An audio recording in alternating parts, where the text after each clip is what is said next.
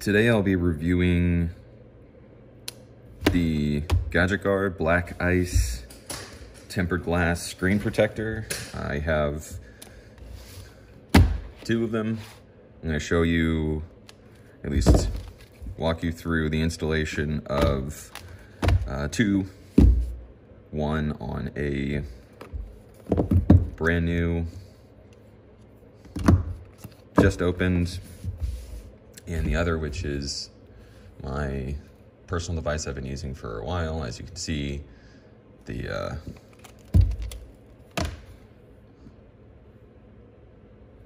screen protector is pretty chipped, pretty cracked. So it's time to replace.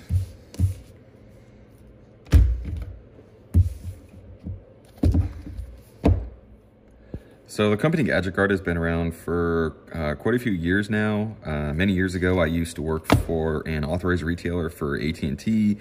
We sold these then. They're still around, obviously. Well,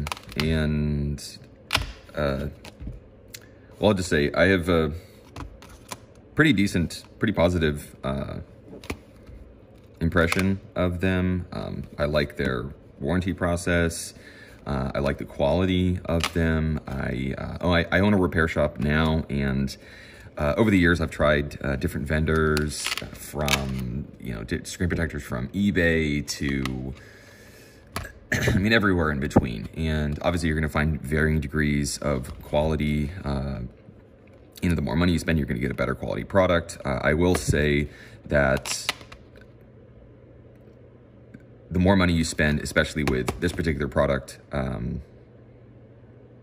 ultimately ends up a better install and a better user experience. I've seen quite a few of the lower end screen protectors. They just don't go on right. They have little bubbles in them. There are all these just subtle little things that add up to be a noticeable detriment on the user experience. A couple of things that I like about these are the feel. Obviously this is something that I can't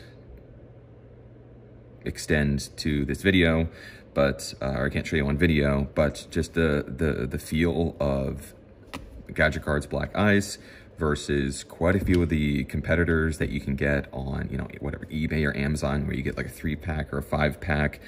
There is a noticeable difference in just the feel of the glass. I've also noticed a significant difference in how they install.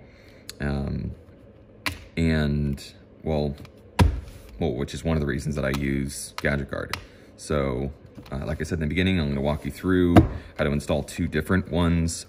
One of the things that's nice, when I worked at AT&T, at this point it was about 6 or 7 years ago, they didn't have these. And that, I will say, that is one of the things that holds most people back from, buying these. Or let's just say, when you buy them in a store, you sort of pay through the nose because, well, most consumers don't feel comfortable enough installing them on their own. They have taken quite a bit of that out with their, it's just a little plastic piece, but I will say that it makes it significantly easier. It's quite a bit easier on the 8 series because you have basically two different landmarks. You have an ear speaker and a home button, which is much easier to align them. But on the, obviously on the newer, like 10, 11, 12 series, it's, well, if you don't align them properly, then you could end up, it could be skewed to one side or the other. So their alignment tool is really nice. Literally, you plug it in. I'll show you in just a sec, but it makes installation for the average user that doesn't have time or doesn't want to take the time to go to a carrier store or the quote-unquote professional screen protector installers. You're significantly better off just doing this yourself. It's really not that difficult. It's going to be significantly easier if you do this with a fresh screen, as in the screen has never touched air. Ultimately, the enemy of any screen protector install is going to be just dust, tiny, tiny, tiny little dust. It's not the oil from your fingers. Well, I guess it is, But I mean, a lot of the, you know, they give you a wet cloth, a dry cloth. Typically, I don't even use these. I mean, I probably will use it on this one, just because when I peel it off, there's going to be tiny fragments of glass and dust and debris and stuff like that. I will say one of the things, one of the sort of prerequisites is ideally do this inside, and ideally do it, you know, close any windows you have, turn off any fans.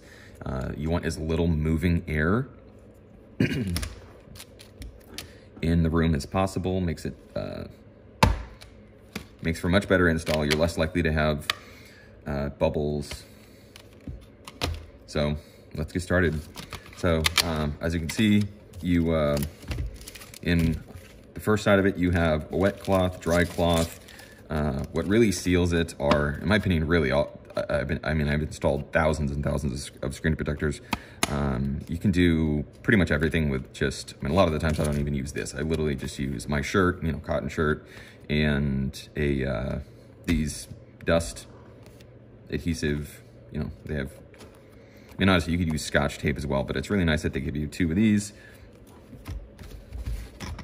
So then we open up the other side.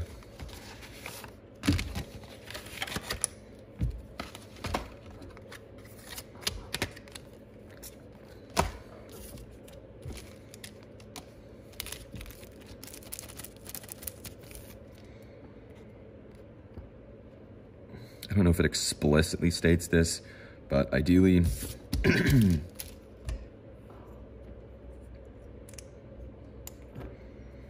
you want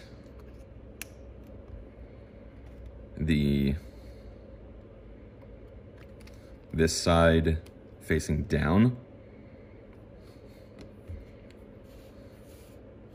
You'll see the differences between this one and the other one when I peel off the broken screen protector off of my second device, but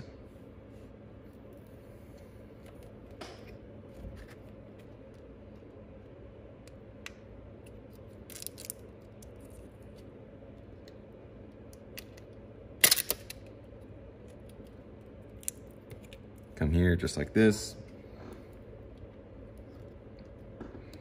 drop it in place.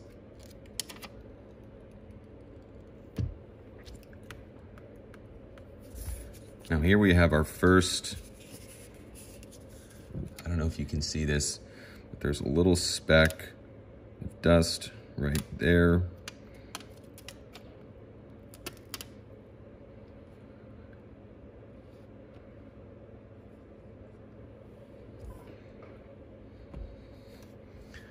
You can see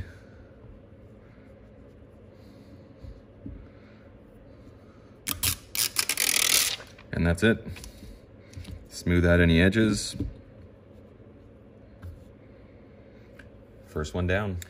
So I should have done this on the first one, but you ideally want as little delay in peeling off the film and then peeling off this film. So I'm gonna have this prepped. I'd suggest you do the same. And now we move on to film that I've been using with the broken screen protector.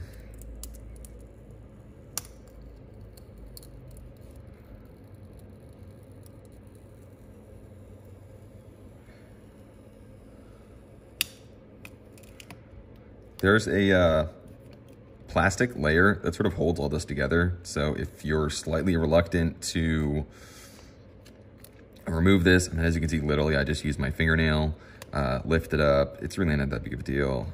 Like I said, you will get, I mean, there's just tiny, I don't know if you can see this, but there's, you see the outline. There's just tiny specks of dust, and well, I can't go in install it just yet, so we have to clean up the edges.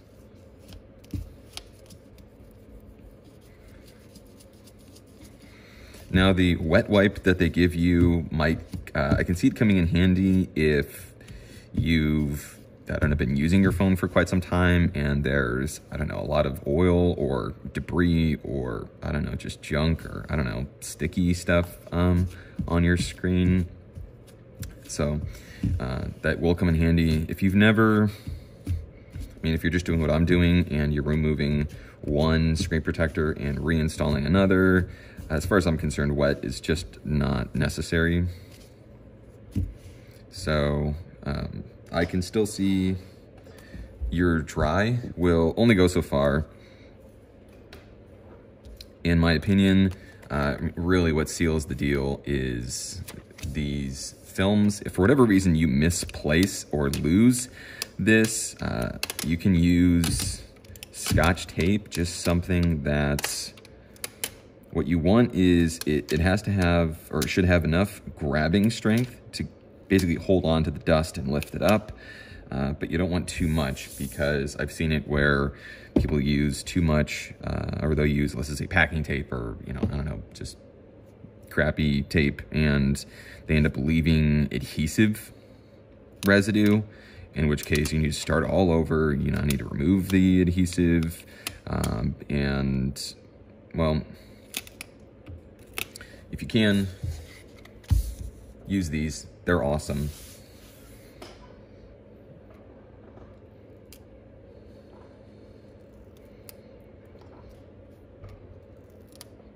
So it's gonna be tough to get some of this on camera, but basically what you want is every last speck of dust, even ones that don't look like that much of an issue, end up being an issue. So one of the things that I do is I'll look at it at a 90-degree angle, and then I'll look at it at maybe a 45-degree angle. Then we come along here, hook up our alignment tool,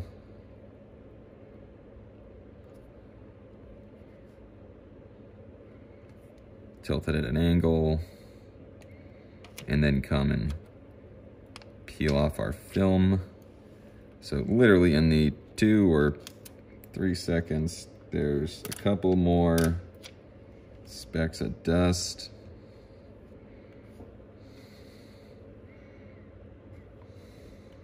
That landed.